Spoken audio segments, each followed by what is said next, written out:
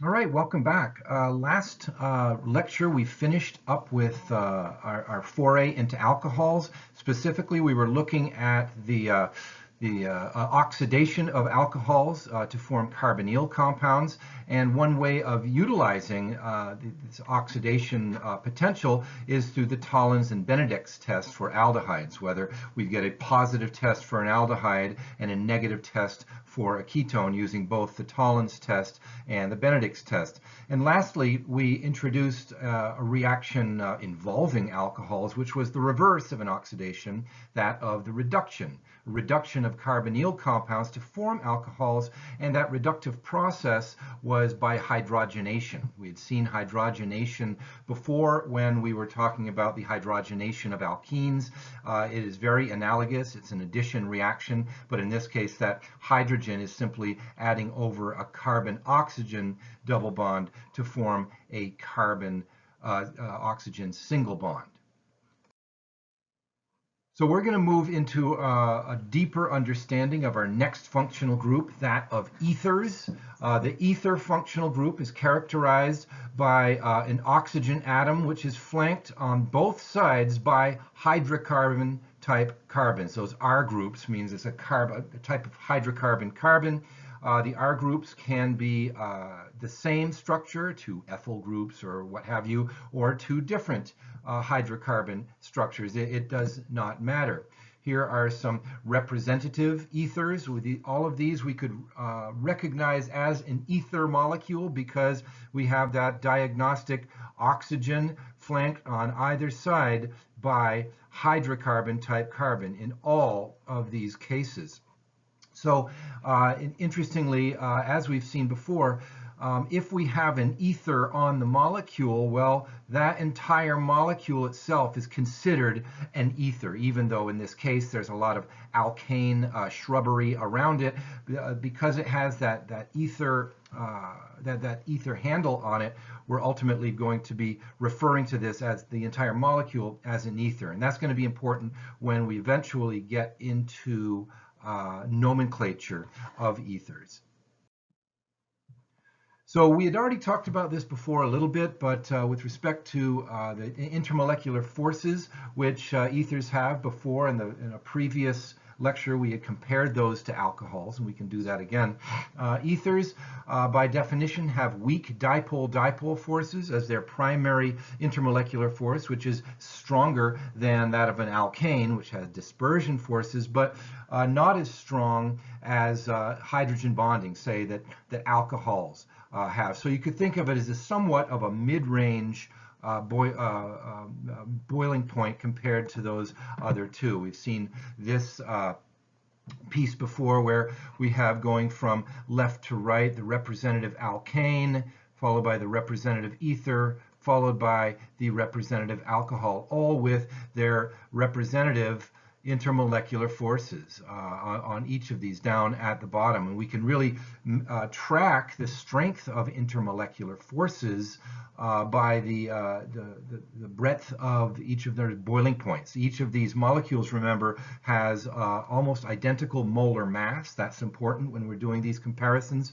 And then we can follow the boiling points, about 0 for the alkane, about 8 degrees for the corresponding ether, and almost 100 degrees for the corresponding alcohol, being a testament to the differences in strength of those intermolecular forces. So we're going to get into a nomenclature formation now for ethers. Normally, our nomenclature, if you'll remember, for all of the other functional groups, has been our IUPAC nomenclature, that rule-based nomenclature, and that's going to be comprise the vast majority of the types of nomenclature that we look at.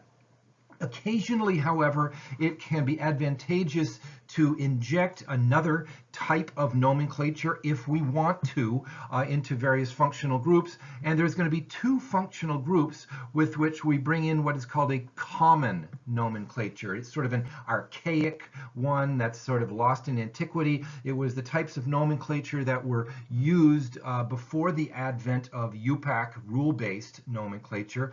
And we're going to refer to this as common nomenclature for ethers. There is common nomenclature for almost every other functional group, but most of them I find confuse rather than enlighten. But for ethers, a common nomenclature can actually be a shortcut. And we would use an ether common nomenclature when we can readily understand or identify the carbon architecture on either side of an ether oxygen. So if we were to use ether common nomenclature, we know that it's going to have 3 words in it, and that's helpful. 3 words in its name, and the last word is always the word ether. So that's very helpful. We're already 1/3 of the way through it. We know the word ether is going to be in it, and it's the last word. But the first and the second word describe the carbon architecture on either side of the oxygen atom. So let's look at how we would approach this. So look at the structure over on the left. We would be able to recognize that as an ether. That is an oxygen which is flanked on either side by hydrocarbon type carbon. So thus we're going to call this an ether. That's the last word in it. We'll just put that in there. Then we have to try to identify the carbon architecture on either side of that ether oxygen. Well, that's pretty straightforward. We have a 3-carbon chain on one side. That is, by definition, a propyl group. And on the other side, we have a 1-carbon hydrocarbon type carbon. That is a methyl group. So thus, we would tie these together as methyl propyl ether, or if you like, propyl methyl ether. It doesn't matter which one we use because this is not IUPAC. In IUPAC nomenclature, we use alphabetical.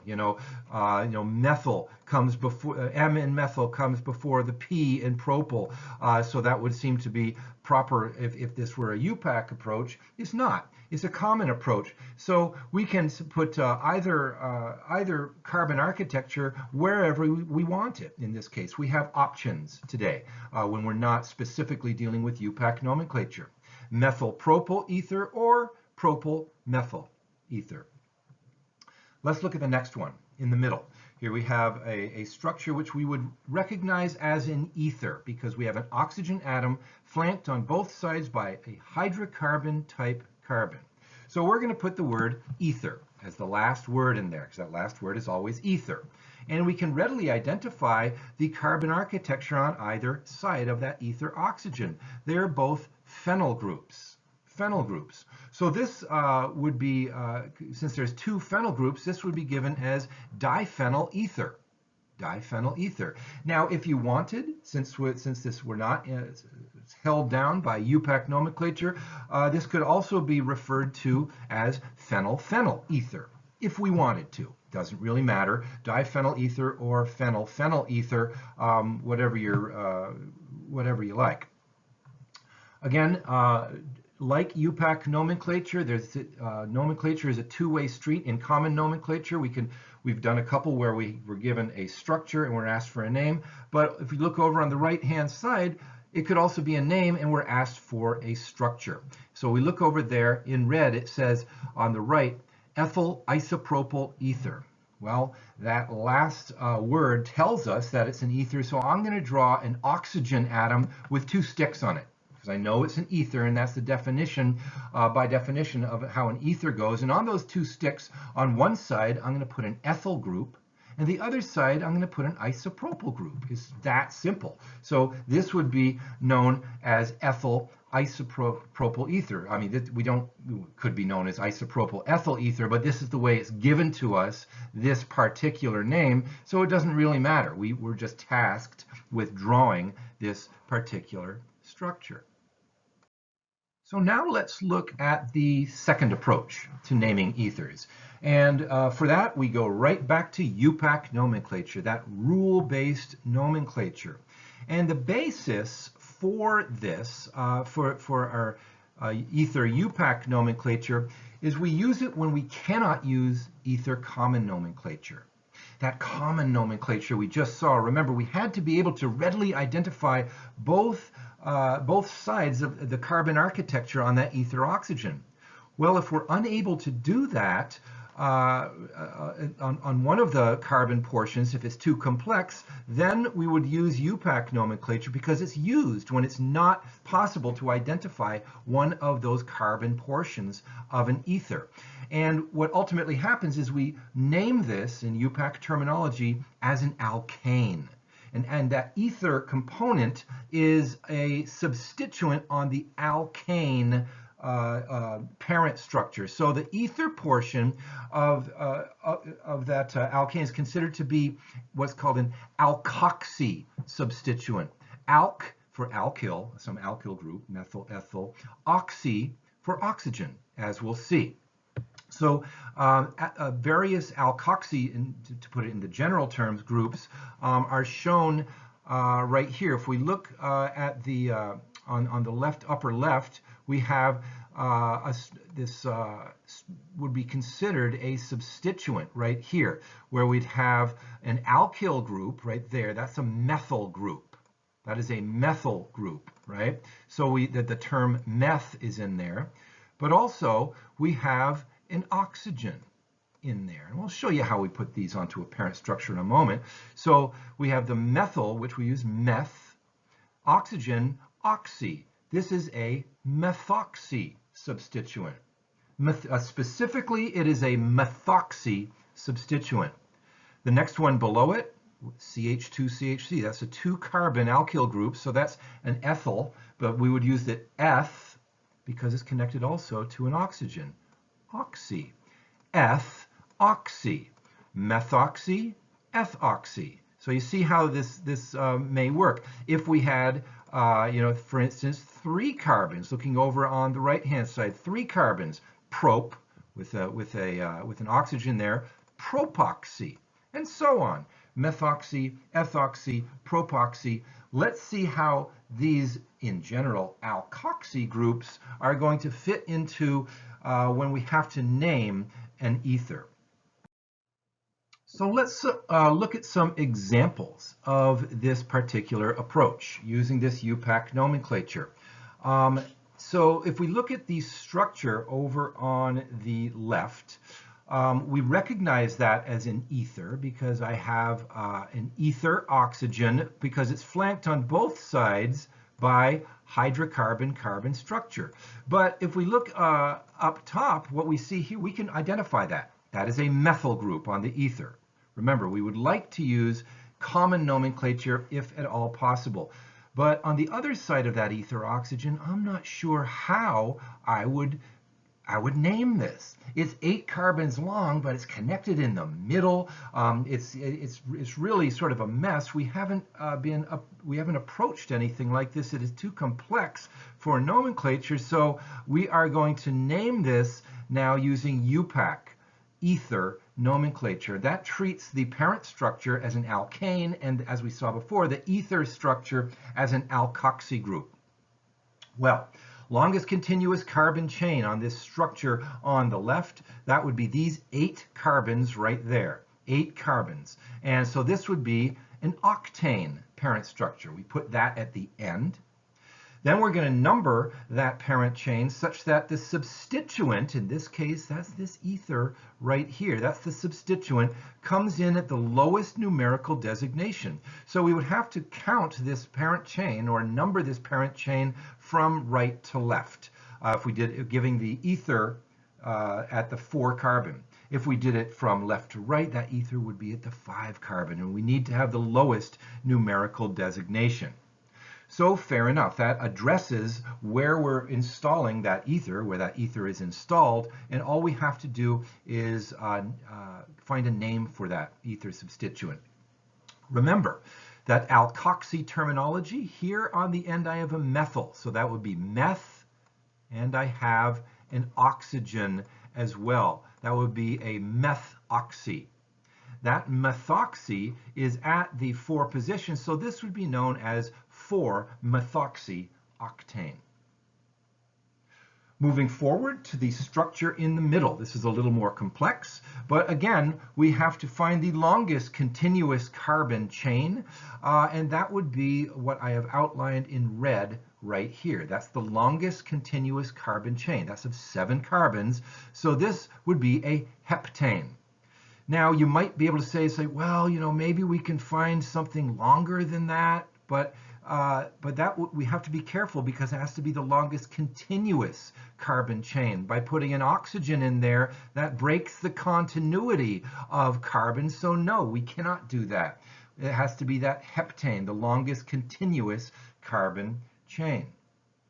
Now we number that parent structure, that heptane, and we would have to number from left to right, bringing those substituents in at the 1, the 3, and the 5 position, as you can see here. Notice if I numbered it the other way, they'd come in at the 3, the 5, and the 7 position. Again, we want the lowest numerical designation, so that forces our hands to number it in that direction. So let's see what we have here. Well, there's a chloro group. Remember, we're going to put these in alphabetical order. There is a methyl group.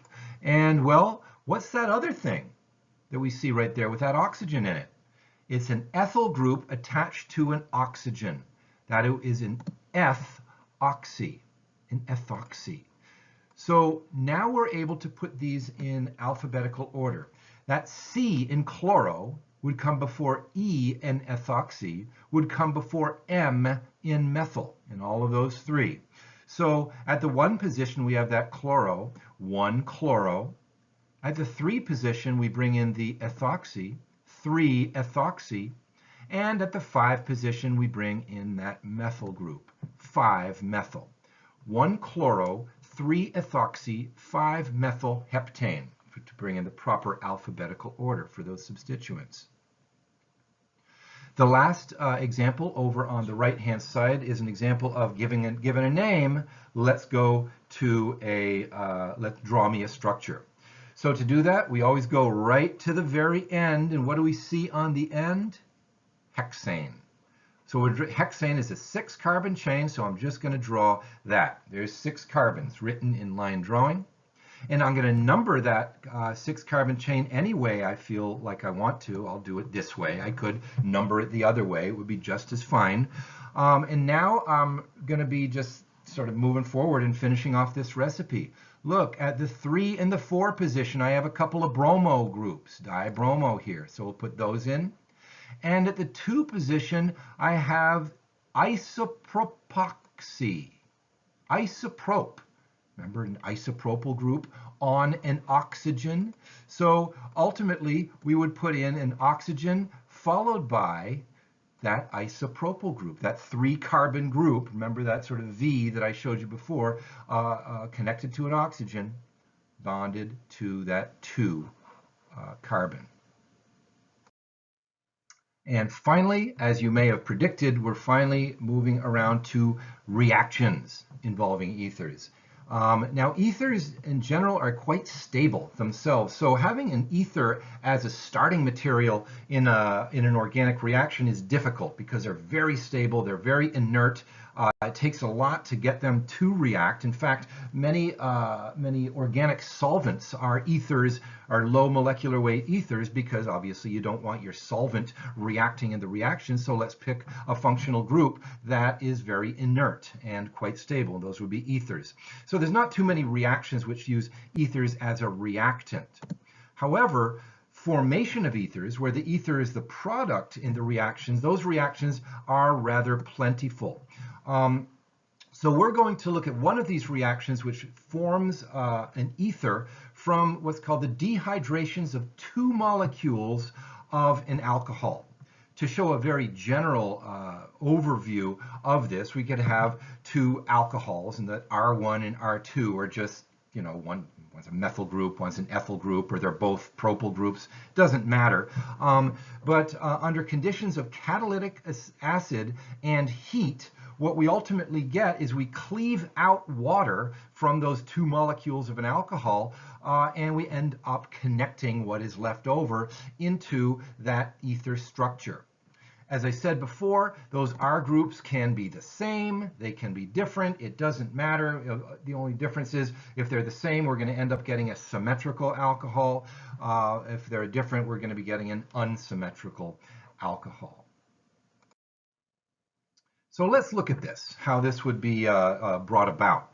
So here is our standard what's in the box. We have an alcohol over on one side, the catalytic acid and heat as conditions, and we have a box. Note that I've written in here, ether product, and I'm going to tell you why I do. I've never done that before, so why am I doing it now? We'll talk about that in just a moment. And in the very end, we have water as our side product. It was a dehydration. We'd have to think, oh, we're producing water, so the reactant must have been dehydrated. So all of these together, we'd think, okay, this is going to be an ether-forming reaction. Notice I've already given you the hint that it is an ether-forming reaction. So let's see how this works.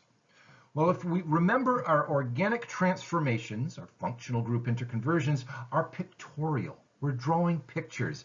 So what is implied here is that only one molecule of alcohol is this reaction is carried out on.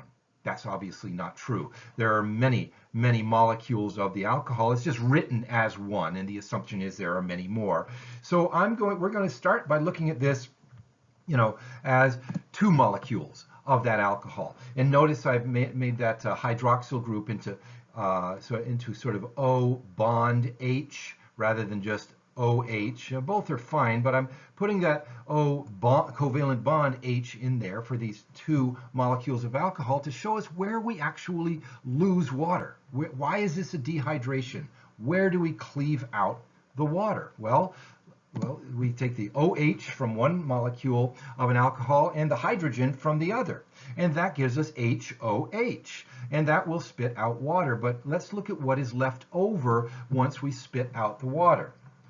This is what's left over if we look over on the left-hand side of that product profile, and we can essentially say that, all right, well, that group up top is going to be covalently bound to that oxygen when all is said and done. A better way of putting this, if you look up into the box there, is this particular symmetrical ether. Since the two molecules of the alcohol are the same, we're going to get a symmetrical ether. This would be dipropyl ether if we were going to have to name this using that ether common nomenclature. It's not asking for that, but if it did, dipropyl ether. So that's ultimately how we would go about doing that. Let's address for a moment why I'm putting ether product in this box. I've never done that before. I was asking you to figure it out for yourself. What is this product? That was part of the problem. But why am I putting ether product in there right now? Well, it turns out that we've had a very similar reaction before, where we have an alcohol starting material and catalytic acid and heat as conditions of the reaction, and having water being lost in that reaction.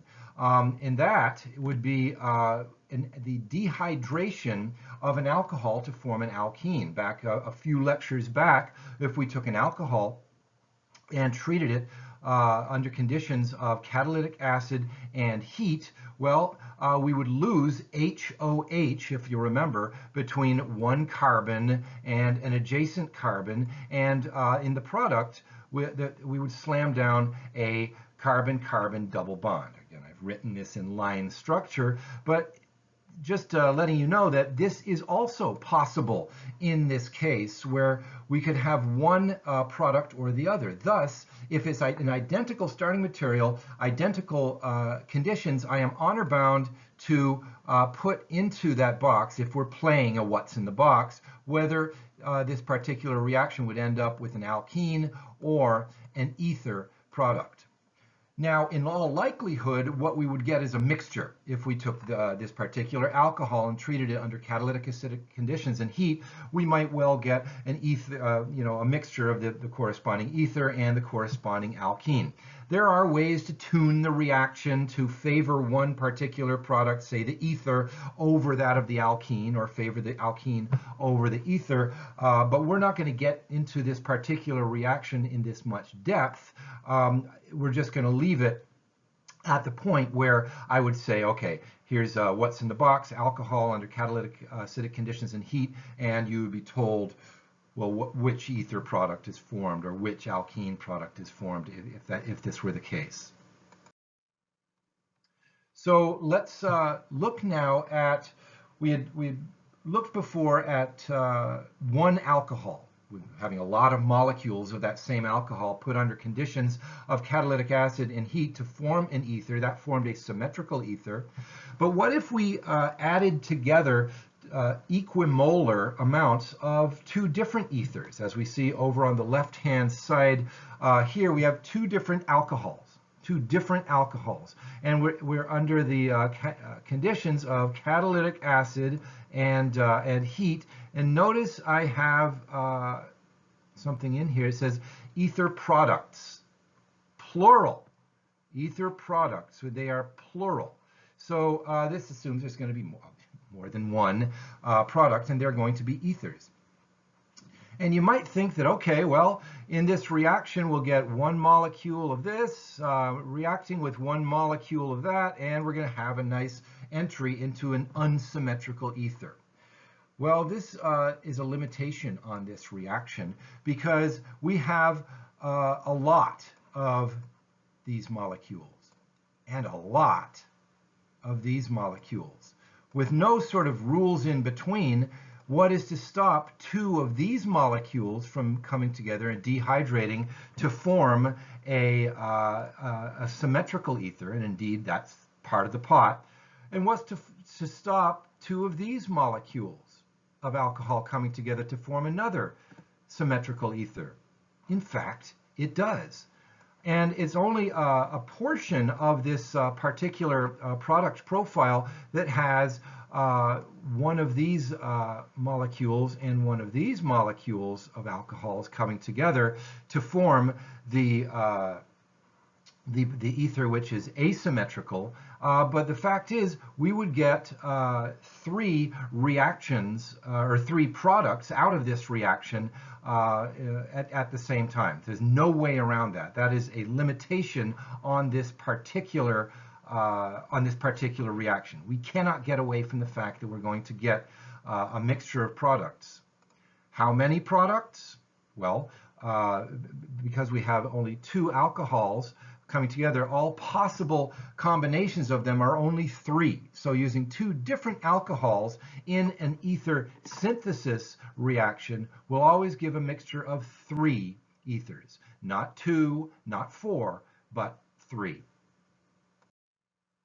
Okay, let's address the last functional group that was in this unit of study. And it's not one of the functional groups that we looked at in the beginning, the 13 or so of them. This is a different one. So we're not going to be spending a whole lot of time on it, but the fact is that it comes into play more than you might think. So it does deserve a mention here. And here we're talking about thiols.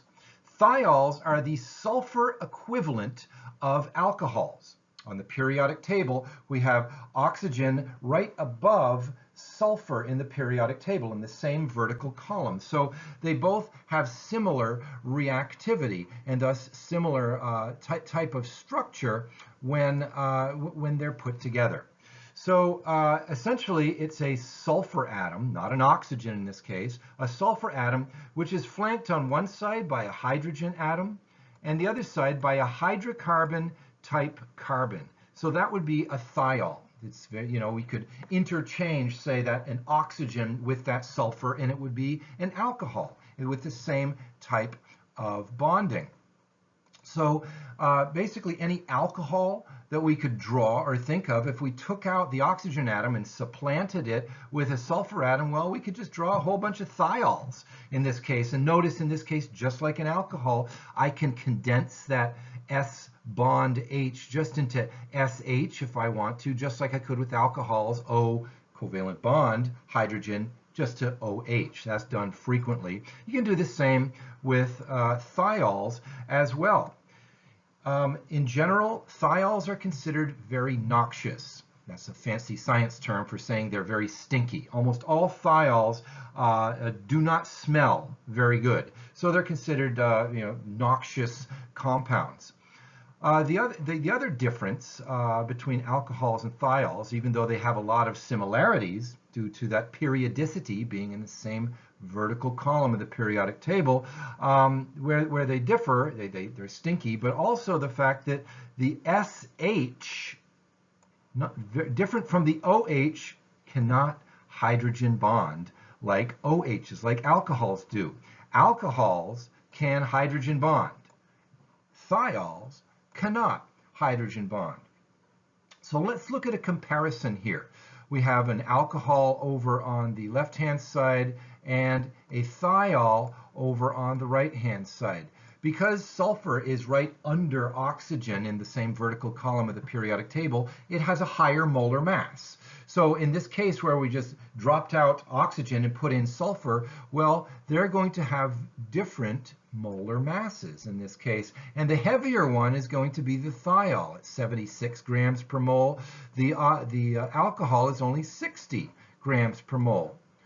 One would think, all other things being equal, the one with the higher molar mass is going to have a higher boiling point. We've seen that before in comparison of molecules which only bear dispersion forces. But look at this. Our boiling point of the heavier one, the thiol, is much less than the lighter one, the alcohol. And the reason for that is that the alcohol can hydrogen bond. It's much stronger now, intermolecular forces between those molecules than that of the thiol. So it's going to have a higher boiling point by comparison. The thiol, since it cannot hydrogen bond, even though it is somewhat heavier, has a lower boiling point, all because it cannot hydrogen bond.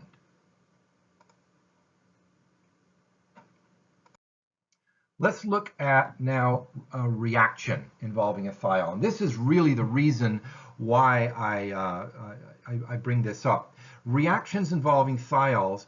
Thiols, when put in the presence of an oxidant, as we've shown here, have the ability to form what are called disulfide bonds.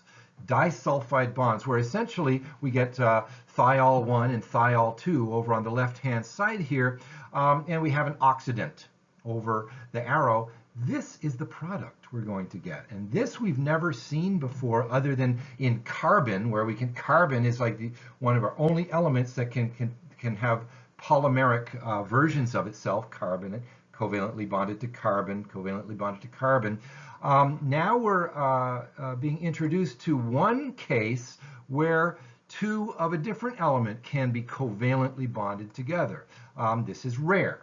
And it works, and it happens with sulfur and disulfide bonds. In this case, well, we have those two R groups can be the same, both methyls, both ethyls, or different. If one phenyl and one propyl, it doesn't matter.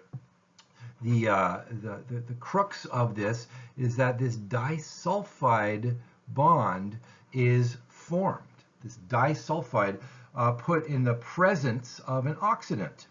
So let's look at a typical what's in the box. Here we have our a thiol over on the left-hand side, and we have that bracketed O. That bracketed O means some kind of oxidant. O with brackets around it. Could be, any one of the oxidants that we have looked at, but it's just sort of a generalization of we're treating this with an oxidant. So what would be in the box? Well, we would have to recognize that we have not just one molecule of these thiols, we have many, many of them, and we'll put two of them together here. And ultimately what happens is that we recognize that this is the oxidation of a thiol, two molecules of a thiol. So we're going to form that bond between those two sulfurs ultimately and end up with this product right here. Now, the two hydrogens that were originally on the thiols, they will eventually get co-opted into the oxidant in some manner. That chemistry we're sort of putting to the side because it can be complex and frankly not important enough to the reaction at hand really to mention. So all we have to recognize in this case is that we have this thiol in the presence of an oxidant to give the corresponding disulfide. Now, it's interesting going back to that relationship between oxygen and sulfur. Remember, they're in that same vertical column of the periodic table, so they have many similarities, one of which is their connectivity, you know, carbon to oxygen to hydrogen, carbon to sulfur to hydrogen. So there's a lot of similarities, but here's where that difference is. What if we took an alcohol that we see above and its corresponding thiol? We'll just swap out oxygen for sulfur in there, and treat them both with a strong oxidant. It doesn't matter which one. We get vastly different products coming out of this. If we treated that primary alcohol on the top with a strong oxidant, we're going to get this carboxylic acid. Remember, treatment of an alcohol with a strong oxidant, we go through that aldehyde stage and all the way to a carboxylic acid. This is what we would get. Well, what if we treated that thiol on the bottom with the same strong oxidant? A much different product profile would emerge. We would get the corresponding disulfide in this case. So it's very interesting to look at similarities in certain elements by virtue of being in the same vertical column of the periodic table, with realizing that they're not the same element and that they can have much different reactivities and different chemical properties at the same time. So one application of disulfide bond formation would be, as an example in biological systems, would be with a particular amino acid. Now, amino acids are the building blocks of proteins. We're going to see that towards the end of the course. In fact, proteins are polymers of different amino acids. We talked about polymers before. So the amino acids are the monomers within there. There's 20 different amino acids. Again, we'll look at those down the road. But one of them is known as cysteine. And cysteine is the only one that bears a thiol on it, the thiol. SH. And since we're working with thiols, we're going to find that cysteine amino acid, the thiol on there, if we were to oxidize this under oxidation conditions within a biological system, well, those thiols on two different cysteine amino acids could form a disulfide bond between them. And under biological reduction conditions, we could go right back to the corresponding thiols. Now, these disulfides formed from cysteine, when the amino acid cysteine is built into this polymer of amino acids, these proteins, we can have a system in which it helps to hold proteins together. So the disulfide bridge acts as a tether between distant amino acids to put them right on top of each other. Here is an example of insulin. Insulin is a small hormone protein, and this is written very figuratively. If we look at how this is put together, these are sort of beads on a string, if you will. These beads represent different amino acids, which are covalently bonded together into this polymer. And we're going to find that the three-dimensional shape of proteins is crucial to its function, maintaining that three-dimensional shape. If that three-dimensional shape should shift somewhat, that protein cannot carry out its assigned function. So that three-dimensional shape of that protein is important. One way to ensure that it stays as a particular three-dimensional shape is to, once it has sort of collapsed into its active structure, well, we can start to pin them together using disulfide bonds with these cysteine amino acids within this chain. In fact, cysteine is actually somewhat of a rare amino acid in proteins, but it's the only one that can form these little staples.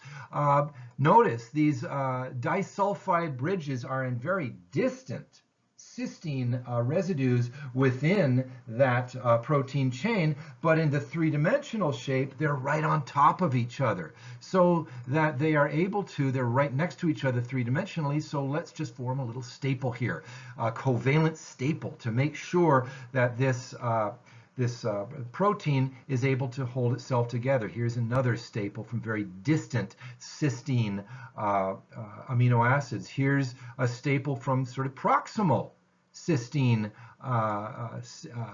residues, so that the ultimate goal is to maintain that three-dimensional structure of insulin at all costs.